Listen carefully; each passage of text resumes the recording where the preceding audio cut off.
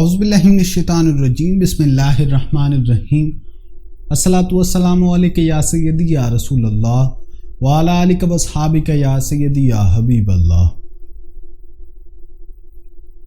دوستو، آج کی ہماری اس ویڈیو کا موضوع انبیاء علیہ السلام کے قاتل ہیں۔ دوستو، قرآن مجید نے متعدد جگہ یہودیوں کی شرارتوں اور فتنہ پردازیوں کا تفصیلی بیان کرتے ہوئے بار بار یہ اعلان فرمایا ہے کہ ان ظالموں نے اپنے انبیاء اور پیغمبر علیہ السلام کو بھی قتل کیے بغیر نہیں چھوڑا۔ چنانچہ ارشاد فرمایا، بے شک جو لوگ اللہ تعالیٰ کی آیتوں کے ساتھ کفر کرتے ہیں اور ناحق پیغمبروں کو قتل کرتے ہیں اور نبیوں کے سوا جو لوگ ان کو انصاف کا حکم دیتے ہیں ان کو بھی قتل کرتے ہیں تو ان کو دردناک عذاب کی خوشخبری سنا دو۔ حضرت ابو عبیدہ بن الجراح سے روایت ہے کہ نبی کریم صلی اللہ علیہ وسلم نے ارشاد فرمایا کہ یہودیوں نے ایک دن میں 43 نبیوں اور 170 صالحین کو قتل کر دیا جو ان کو اچھی باتوں کا حکم دیا کرتے تھے۔ چنانچہ حضرت یحییٰ اور حضرت زکریا علیہ السلام کی شہادت بھی اس سلسلے کی کڑی ہے۔ حضرت یحییٰ علیہ السلام کی شہادت ابن عساکر نے المستقصیٰ فضائل الاقصیٰ میں حضرت یحییٰ علیہ السلام کی شہادت کا واقعہ اس طرح تحریر فرمایا ہے کہ دمشق کے بادشاہ حداد بن حداد نے اپنی بیوی کو 3 طلاقیں دے دی تھی، پھر وہ چاہتا تھا کہ بغیر حلالہ کے اس کو اپنی بیوی بنا لے۔ اس نے حضرت یحییٰ علیہ السلام سے فتویٰ طلب کیا تو آپ علیہ السلام نے فرمایا کہ اب وہ تجھ پر حرام ہو چکی ہے۔ اس کی بیوی کو یہ بات سخت ناگوار گزری اور وہ حضرت یحییٰ علیہ السلام کے قتل کے در پہ ہو گئی۔ چنانچہ اس نے بادشاہ کو مجبور کر کے قتل کی اجازت حاصل کر لی، جبکہ وہ مسجد جردن میں نماز پڑھ رہے تھے۔ بحالت سجدہ ان کو قتل کرا دیا اور ایک تشت میں ان کا سر مبارک اپنے سامنے منگوایا، مگر کٹا ہوا سر اس حالت میں بھی یہی کہتا رہا کہ تو بغیر حلالہ کرائے بادشاہ کے لیے حلال نہیں۔ اس حالت میں اس پر خدا کا یہ عذاب نازل ہو گیا کہ وہ عورت سر مبارک کے ساتھ زمین میں دھس گئی۔ حضرت زکریا علیہ السلام کا مقتل۔ یہودیوں نے جب حضرت یحییٰ علیہ السلام کو قتل کر دیا تو پھر ان کے والد ماجد حضرت زکریا علیہ السلام کی طرف یہ ظالم لوگ متوجہ ہوئے کہ ان کو بھی شہید کر دیں گے، مگر جب حضرت زکریا علیہ السلام نے یہ دیکھا تو وہاں سے ہٹ گئے اور ایک درخت کے شگاف میں روح پوش ہو گئے۔ یہودیوں نے اس درخت پر آرا چلا دیا۔ جب آرا حضرت زکریا علیہ السلام پر پہنچا تو خدا کی وحی آئی کہ خبردار ہے زکریا، اگر آپ نے کچھ بھی آوزاری کی تو ہم پوری روئے زمین کو تہ و بالا کر دیں گے، اور اگر تم نے صبر کیا تو ہم بھی ان یہودیوں پر اپنا عذاب نازل کر دیں گے۔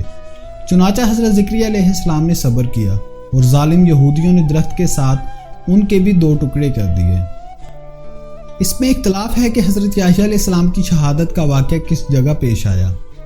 قول تو یہ ہے کہ مسجد جردن میں شہادت ہوئی، مگر حضرت سلیمان سوری رضی اللہ تعالیٰ عنہ نے سمر بن عطیہ سے یہ قول نقل کیا ہے کہ بیت اللہ میں ہیکل سلیمانی اور قربان گاہ کے درمیان میں آپ علیہ السلام کو شہید کیا گیا، جس جگہ آپ علیہ السلام سے پہلے 70 انبیاء علیہ السلام کو یہودی قتل کر چکے تھے۔ بہرحال یہ سب کو معلوم تھا کہ یہودیوں نے حضرت یحییٰ علیہ السلام کو شہید کر دیا، اور جب حضرت عیسیٰ علیہ السلام کو ان کی شہادت کا حال معلوم ہوا تو آپ نے علل اعلان اپنی دعوت حق کا آغاز شروع کر دیا، اور بالآخر یہودیوں نے آپ علیہ السلام کے قتل کا بھی منصوبہ بنا لیا، بلکہ قتل کے لیے آپ کے مکان میں ایک یہودی داخل بھی ہو گیا، مگر اللہ رب العزت نے آپ علیہ السلام کو ایک بدلی بیچ کر آسمان پر اٹھا لیا۔ سبحان اللہ۔ درس ہدایت۔ حضرت یحییٰ اور حضرت زکریا علیہ السلام کی شہادت کے واقعات اور حالات سے اگرچہ حقیقت بین نگاہی بہت سی نتائج حاصل کر سکتی ہیں، تاہم چند باتیں خصوصی طور پر قابل توجہ ہیں۔ دنیا میں ان یہودیوں سے زیادہ شکی القلب اور بدبخت کوئی نہیں ہو سکتا جو حضرت انبیاء علیہ السلام کو ناحق قتل کرتے تھے، حالانکہ یہ برگزیدہ اور مقدس ہستیاں نہ کسی کو ستاتی تھیں، نہ کسی کے مال و دولت پر ہاتھ ڈالتی تھیں، بلکہ بغیر اجرت اور عوض کے لوگوں کی اصلاح کر کے انہیں فلاح و سعادت دارین کی عزت سے سرفراز کرتی تھیں۔ چنانچہ حضرت ابو عبیدہ صحابی رسول صلی اللہ علیہ وسلم حضور اقدس صلی اللہ علیہ وسلم سے دریافت کیا کہ قیامت کے دن سب سے بڑے اور زیادہ عذاب کا مستحق کون ہوگا؟ تو آپ علیہ السلام نے فرمایا کہ وہ شخص جو کسی نبی کو یا ایسے شخص کو قتل کرے جو بھلائی کا حکم دیتا ہو اور برائی سے روکتا ہو۔ بہرحال ظالم یہودیوں نے اپنی شقاوت سے خدا کے نبیوں کے ساتھ جو ظالمانہ سلوک کیا اور جس بے دردی کے ساتھ ان مقدس نفوس کا خون بہایا، اقوام عالم میں اس کی مثال نہیں مل سکتی۔ اس لیے خداوند قہار و جبار نے اپنے قہر و غضب سے ان ظالموں کو دونوں جہان میں ملعون کر دیا۔ لہٰذا ہر مسلمان پر لازم ہے کہ ان ملعونوں سے ہمیشہ نفرت و دشمنی رکھے۔ بنی اسرائیل چونکہ مختلف قبائل میں تقسیم تھے، اس لیے ان کے درمیان ایک ہی وقت میں متعدد نبی اور پیغمبر مبعوث ہوتے رہے، اور ان سب نبیوں کی تعلیمات کی بنیاد حضرت موسیٰ علیہ السلام کی کتاب توریت ہی تھی، اور ان سب انبیاء اکرام کی حیثیت حضرت موسیٰ علیہ السلام کے نائبین کی تھی۔